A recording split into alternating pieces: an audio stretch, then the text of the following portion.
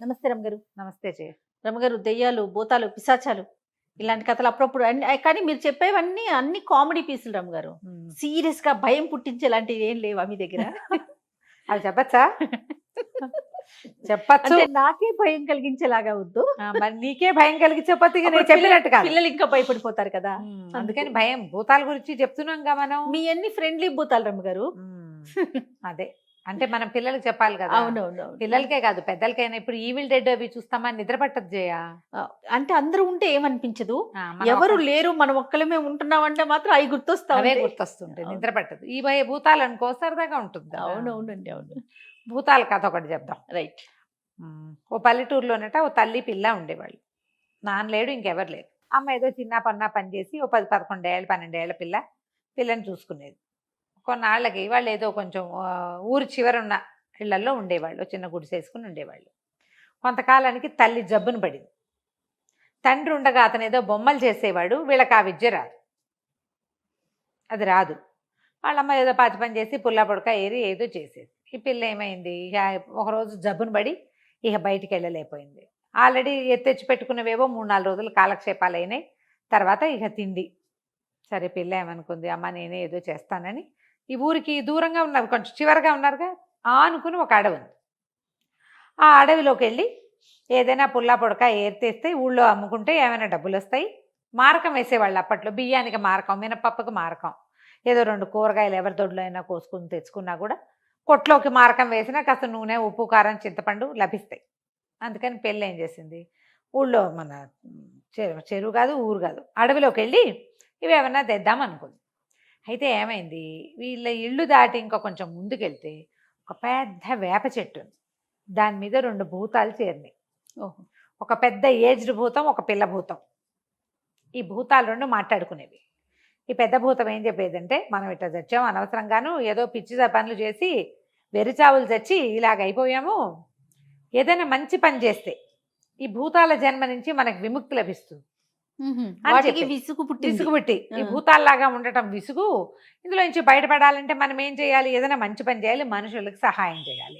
మనుషులకు సహాయం చేద్దామని వెళ్ళి కనపడితే ఏం చేస్తారు వాళ్ళు, ఓ భూత వైద్యుడిని పిలుస్తారు. అంతే, కొంప మునిగిపోతుంది. ఉచ్చాటం చేసి చావు కొడతారు. అందుకని ఎవరికైనా సాయం చేయాలి అని చెప్తూ ఉండేది. చూస్తూ ఉండేవాళ్ళు తమ సహాయం అందుకోవడానికి ఎవరు దొరుకుతారా అని.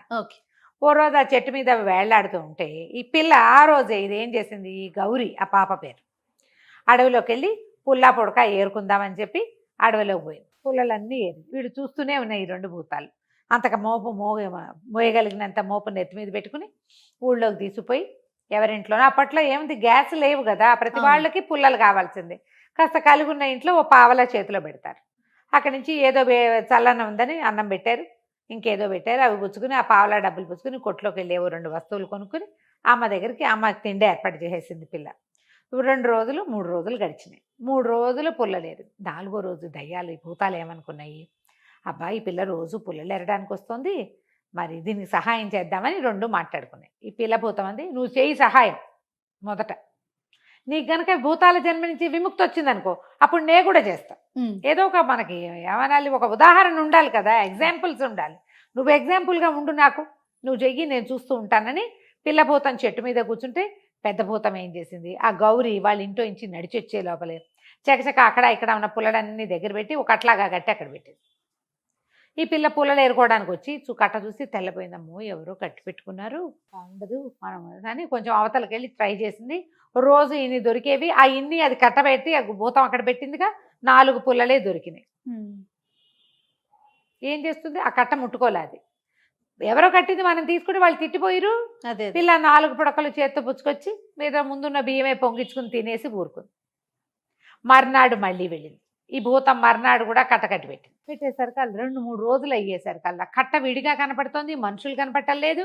ఈ పిల్ల బెదిరి ఎవరో మన పని లాగేశారు, మనం ఇక్కడికి వెళ్ళకూడదు, ఇంకోటి ఏదైనా పని చేసుకుందామని ఏం చేసింది, ఊళ్ళోకి వెళ్ళటం మొదలెట్టింది. ఈ భూతం అయ్యో నేను ఏరిపెట్టిన పుల్లలేవి పిల్ల తీసుకెళ్ళటల్లా, దీనికి ఎటగైనా సాయం చేసి ఈ భూతాల జన్మ నుంచి విముక్తి పొందాలి మనం, అంతే సరేనని ఆ అమ్మాయి వెనకాల పడి వెళ్తే ఈ పిల్ల ఊళ్ళో ఎవరి దగ్గరైనా పని ఉందేమో అని వెతుకుతూ వెళ్తుంటే ఒక పూటకూళ్ళ ఇల్లు లాంటి ఒక పాత ఇంట్లో వాకిట్లో కూర్చుని ఒక ముసలి మా అమ్మ పువ్వులు కడుతోంది. బుట్ట నిండా పువ్వులు ఉన్నాయి. ఆవిడకి వేళ్ళు దారము సహకరించట్లా, ఇట్లా చూస్తోంది. కనిపించట్లా బాగా. ఈ పిల్ల ఏం చేసింది, మా అమ్మ నీకు బాగా కట్లయిపోతున్నట్టు నా పూలు నేను సాయం చేస్తా అనేసరికల్లా ఆ ముసలి అమ్మ ఏం చెప్పింది, ఏం చేయని అమ్మ ఇది ఒకటే పని, చచ్చిపోతున్నాను, కళ్ళేమో కనపడవు నాకు, ఓ పని చెయ్యి, మాల కట్టి, పువ్వులు నావి, మాలను కట్టి దారం కూడా నేనే ఇస్తా, వాకిట్లో కూర్చొని మాల కట్టు, అక్కడ బజార్లోకి తీసుకెళ్ళి అమ్మిరా, పావలా వాట నీకు, పువ్వులు ఖర్చు లేదు, దారం ఖర్చు లేదు, వచ్చి గబగబా దండలు కట్టి తీసుకుపోవటమే, అమ్ముకునిరా అని చెప్తే పిల్ల సరేనన్నాక ఇది భూతం ఏం చేసిందా చూసి, ఓహో ఇదేదో బాగానే ఉందని ఆ పిల్ల దగ్గర కూర్చుంది. ఇదేం చేసింది, ఒక్క పువ్వు తీసి టుక్కు కట్టేస్తుంది దండ. ఈ భూతం ఆ పక్కన కూర్చుని ఈ పిల్ల ఒక పువ్వు తీయగానే అది ఇంకో పువ్వు వేయటం మొదలుపెట్టింది. అందులో కడతా ఉంటే వేస్తా ఉంది, ఇది కడుతోంది, పువ్వులు అలాగే వస్తూనే ఉన్నాయి. సరే ఒక గంట గడిచింది, ముసలమామ బయటకు వచ్చింది. ఆవిడకి గుమ్మల నుంచి బయటికి రాగానే బుట్ట నిండా పువ్వులు కనపడుతున్నాయి. ఎన్ని పువ్వులు కట్టిందో అన్ని పువ్వులు అక్కడ ఉన్నాయి కదా. అక్కడి నుంచి ఏమే పిల్ల గోళ్ళు గిల్లుకుంటూ కూర్చున్నావా, బుట్టెడి పువ్వులు అక్కడే ఉన్నాయి, పువ్వులు కట్టలేదు అనేసరికి పిల్ల తెలిపోయి, అదేమిటి మామ చూడు 3 మూరలు 6 మూరలు దండగట్టానని చామంతి పూల మాల ఎత్తింది, ఇంత బారెడు మాలను. తెల్లబోయారు ఇద్దరు. పిల్లంది, అయ్యి బాబు ఇవేంది అయ్యి పూలు, ఎందుకట్టినా ఇంకా బుట్ట నిండా ఉన్నాయి ఏమిటి మా అమ్మ, భలే పువ్వులే అంది. అనగానే మా అమ్మంది, పువ్వులు కాదు దయ్యం, నువ్వే దయ్య పిల్లవి, ఈ పాటికి ఎప్పుడూ అయిపోవాల్సింది, ఇంతసేపు నువ్వు కడుతున్నా పువ్వులు ఉన్నాయంటే నువ్వు దయ్య పిల్లవై అయి ఉంటావు, పోపో వాకిట్ల నుంచి వెళ్ళవా లోపల నుంచి చీపురు తీసుకొచ్చింది. అయ్యో పిల్ల హడిలిపోయి ఇంకేం చేయాలో తెలియక హరిగెత్తుకుంటూ వచ్చేసింది బయటికి.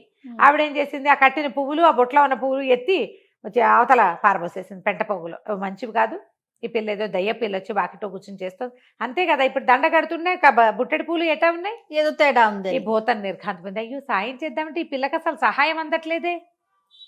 అక్కడి నుంచి దిగాలుగా నెత్తి మీద 2 చేతులు పెట్టుకుని పోయి చెట్టెక్కితే కూరదయ్యం అంది, ఏం చేసుకొచ్చావంటే, ఏం చేయను, సహాయం చేసినా పిల్లకి అందట్లేదురా, నాకు నిష్కృతి లేదు ఏమిటో, నువ్వు ట్రై చేయిపోని అని చెప్పి పిల్లదయ్యానికి చెప్పింది. ఈ పిల్ల భూతానికి.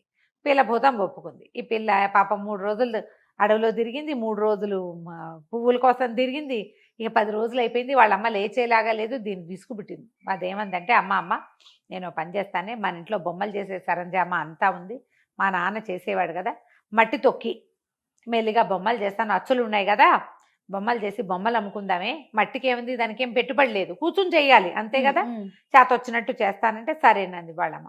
ఆ తల్లి లోపల పడుకుంటే ఈ పిల్ల ఏం చేసింది, మట్టి గిట్టి అంతా పక్కన మన్ను దవ్విన ఇవి అవన్నీ ఉన్నాయి, దానికి తెలుసు ఆ పనులన్నీ, నీళ్లు చల్లి మట్టి మెత్తబడ్డాక అంతా తొక్కటం మొదలుపెట్టింది. ఇంతలో ఏమైంది, బుల్లిభూతం ఉంది కదా రెండోది, ఇదేం చేసింది, ఎలాగైనా సహాయం చేయాలి ఈ పిల్లకి, అందుకని సరే ఈ పనులలో సాయం చేయొద్దు, మనం ఇంకోటి చేద్దామని అయింది, చిలక రూపం ధరించి రాజుగారి ఇంట్లో ప్రవేశించింది.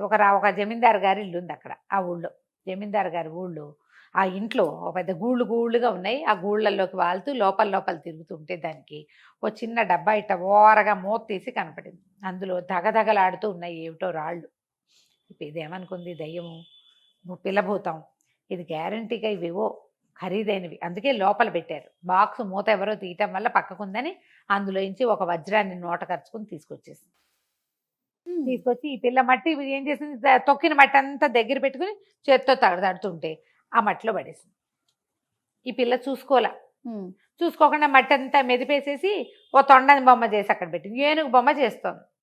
ఏనుగుకి మిగిలిందంతా పల్చటి ఒళ్ళే కానీ తొండం దగ్గర ఇట్లా లావుగా చేసి కదా హోల్స్ పెడతారు, అది ఇట్లా లావుగా మెదుపుతుంటే ఆ మెదిపాయింపులోకి వెళ్ళిపోయింది అనమాట. ఆ మెదాయింపులోకి ఈ వజ్రం వెళ్ళిపోయింది. ఆ పిల్ల చూసుకోవాలి. ఈ చిలక రూపంలో ఉన్న మన బులిభూత మాత్రం చూస్తోంది, ఏదైనా మేలు జరుగుతుందేమో ఈ పిల్లకని. వజ్రం ఇచ్చాం కదా అమ్ముకుంటే బోల్ డబ్బులు అనుకుంది, చూసుకోలేదుగా. సరే ఏమైంది, ఈ పిల్ల బొమ్మలు చేసుకుంది, ఓ 10 బొమ్మలు చేసుకుని బొమ్మలు బుట్టలో పెట్టుకుని ఊరంతా తిరిగితే జమీందార్ గారికి పై ఊరు నుంచి మనవలు వచ్చారు. ఈ మట్టి బొమ్మ చూసేసరికి పిల్లలు కేకలు పెట్టారు, బాగుంది మన దగ్గర అన్ని చెక్క బొమ్మలనే, ఓ బొమ్మ కొనిపెట్టు అంటే సరే ఆ బొమ్మని కొనిపెట్టాడు ఆయన. ఈ లోపల ఏమైంది, ఆయన అంతా వెతుక్కుంటున్నాడు ఇల్లంతా. బాక్సు మూత తెరిచింది, పిల్లలు ఎవరో ఆటకాయితనంగా తీశారు, ఒక్క వజ్రం మిస్ అయింది అని. ఇల్లంతా వెతికారు, దొరకలేదు. బాక్స్ మూత పెట్టి ఎక్కడో లోపల పెట్టుకున్నారు, కానీ ఆయన ఇంకా దాని మీదే వెతుకుతున్నాడు అనమాట. అయితే ఏమైంది, ఈ పిల్లలు మట్టి బొమ్మతో ఆడుకుంటుంటే మట్టి బొమ్మలు పగిలిపోతాయి కదా, 2-3 అల్లరి పిల్లలు ఉన్నారు, ఒకళ్ళ చేతిలోంచి ఒకళ్ళు అందుకుంటుంటే అది ఢామని పడి పగిలిపోయింది. ఎప్పుడైతే ఈ బొమ్మ పగిలిందో దాని తొండంలోంచి ఆ వజ్రం బయటపడింది. ఆయన వజ్రం చూసి ఇది ఎక్కడి నుంచి వచ్చింది, ఈ బొమ్మ ఎవరు అమ్మారని వెతికి ఈ పిల్లే అమ్మిందని పట్టుకున్నారు. తెలుసుకున్నాక అక్కడి నుంచి ఆ పిల్లనికి భటులు ఇద్దరిని పంపిస్తే ఊళ్ళో అందరూ సాక్ష్యం చెప్పారు. ఆ పిల్ల అసలు బయటికే రాదు, ఎక్కడికి రాదు, ఇంట్లోనే కూర్చుంటుంది, ఆ బొమ్మలు చేసుకుంటుంది అంతే తప్ప. ఆ బొమ్మలు మొదట ఒక 2 రోజులు ఊళ్ళో తిరిగింది, అందరు కొన్నారు. 3వ రోజు నుంచి ఎవరో ఒకళ్ళు వచ్చి అమ్మాయి దగ్గర నుంచి కొనుక్కెళ్తున్నారు.